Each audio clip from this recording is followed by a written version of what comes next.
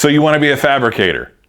Cool. This video is about the metal cutting tools you need right now and the tools you might want eventually.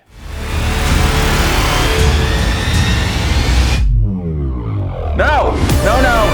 We don't have time for that. Hey everyone, I'm Man Candy, and I started my fabrication journey in other people's shops, using other people's equipment. So when I started Man Candy's creations in my own garage, I had almost no tools. After a few years, I learned what tools would get me by for the least amount of cash. Then I learned what tools made life easier, what tools increased production, and what tools did all that while producing high quality work. Here's a brief summary of my last several years in 10 minutes, and I'm going to give them my personal rating. If I were to start all over, what tools would I buy first, and which ones could wait? Tin snips or aviation snips are technically a heavy-duty pair of scissors and may be a necessary evil if you're on a budget and plan to work with sheet metal. They often come in a set with right, left, and straight snips. You might assume, as I did, that the left-right designation is which direction those particular snips can turn. I was once told that the left-right designation actually refers to which side the workpiece should be on, because tin snips slightly mangle one side as they cut, creating a pristine edge and a waste edge. That's good to know for sure, but if that were true, what are the straight cut snips for? I don't know which is true, and I don't care because I hate them. And if you have to snip a large amount of metal, you're gonna hate them too. It's torture. If there's a hell, tin snips will be there.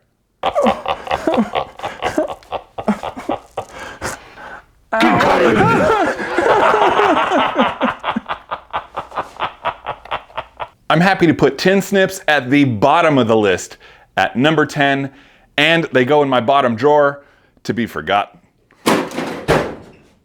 Electric shears from Kett are basically motorized tin snips, but with left and right snips together. Rather than mangling one side of the cut, two blades cut simultaneously and create this fun little piece of waste that curls up out of the center, leaving behind two nice edges. Unfortunately, electric shears can't make tight turns, but you can make long gradual curves with some finesse. This tool shines on long straight cuts. They can rip through an 8-foot piece of 16 gauge steel in under a minute with very little effort. Compared to some of the other tools on this list, electric shears are fairly quiet, so I don't feel guilty about cutting metal late at night. These are an absolute must if you work with sheet metal often. And most importantly for me, they fit in a drawer. I truly love my electric shears and are the second most used tool here. But since they're limited to sheet metal and are a little spendy at around $200, they get the number 3 spot. The Throatless shear. Back to manual labor, except this time it's a joy. The long handle and gear drive makes cutting 16 gauge steel a breeze. The design allows for tight curves, making it the ideal tool for sheet metal artists. I enjoy this machine almost as much as the electric shears, but it too is limited to 16 gauge sheet steel. It's not exactly cheap, and I don't use it as often. So for those reasons, the Throatless shear gets the next spot on my list at number 4. The Jigsaw gets a lot of use here, but not in the way you might think. When cutting metal, the Jigsaw sucks. It's noisy, it's slow, and it's really only good for sheet metal because if you try to cut thicker material, the tiny blade gets really hot, really fast, and gets dull. The Jigsaw usually gets used here for cutting 1/4 inch thick wood. When creating multiple identical parts like link bar tabs, I like to create a wooden version of the part that I can trace around with the plasma cutter. That tool is coming up shortly. Since this video is more about cutting metal directly, I'm putting the Jigsaw at number 8. The Bandsaw is a machine a lot of fabricators swear by. Me, not so much. Bandsaws come in a few different styles. There's the little handheld one. No thank you, there are better handheld tools. There's the vertical style where you can slide your workpiece around a table to make fancy cuts.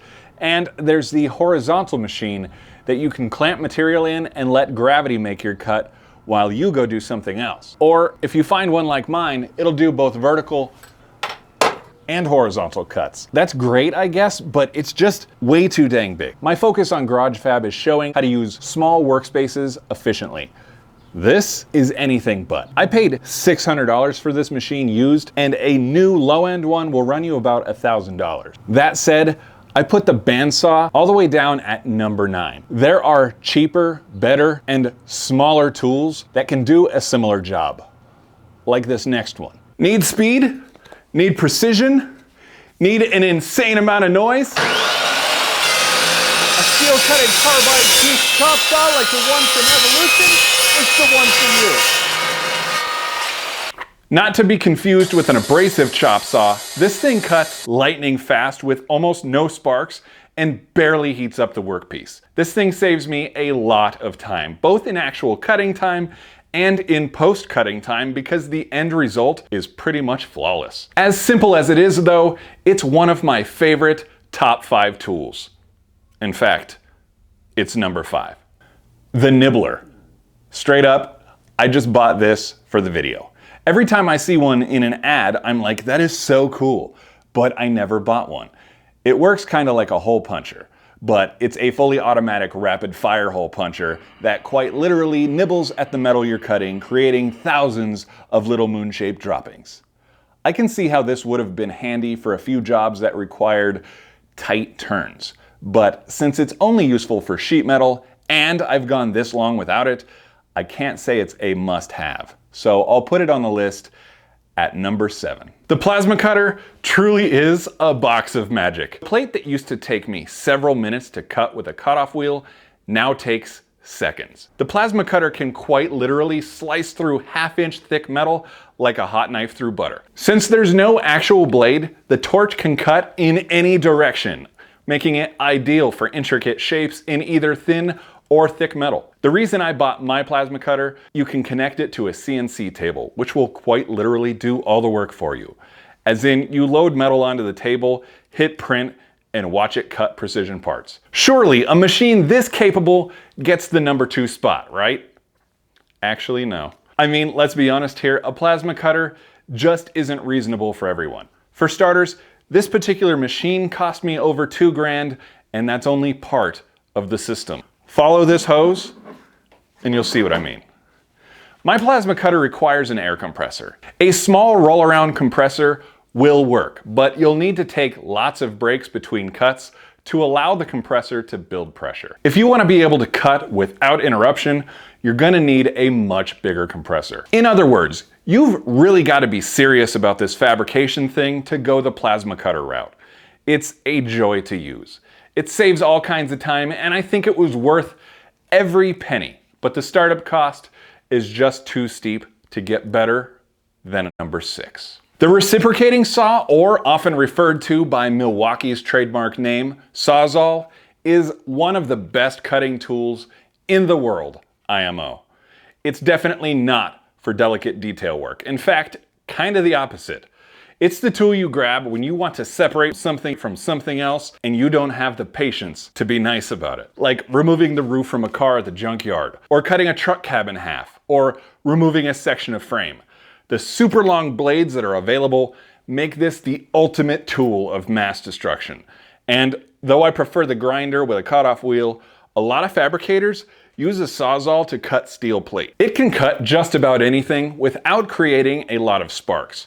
Sawzall blades don't last that long, and it's a bit more expensive, so it doesn't quite beat the grinder. But there's nothing embarrassing about the number 2 spot, the electric angle grinder. I don't know a single fabricator that doesn't have at least one of these. With a metal cutting disc installed, this is the first tool on the list that can cut both sheet metal and metal plate. But wait, there's more! The grinder can cut round tube, square tube, angle iron, solid round bar, square bar, candy bar, bolts, bananas, and other grinders. You can do all this for as little as $18 at Harbor Freight. And believe it or not, that's the grinder I've been using for the last 3 years. Let me clarify. I have not been using the same grinder for the last 3 years. You kidding me? You get what you pay for. These grinders only last me about 6 months, whereas a high quality grinder would last me 18-ish months. And at literally a fifth of the cost, I spend less over time, and I can afford to have multiple on hand with various discs installed and one still in the box on the shelf as a backup in case I accidentally cut one in half. Because of its stupid low price and its ability to do just about anything, the electric grinder gets the coveted #1 spot on this list. If you want to start fabricating, this is the absolute first tool you need to buy. Once you do, go to empireabrasives.com to get some affordable cutting discs and punch in promo code GARAGEFAB to save another 10%. There are many other metal cutting tools out there, but these are the ones I use most. If I left out your favorite tool, please share in the comments. Thank you for your time, and until the next one, my friends, keep moving forward. Ow. This hurts. I'm an asshole.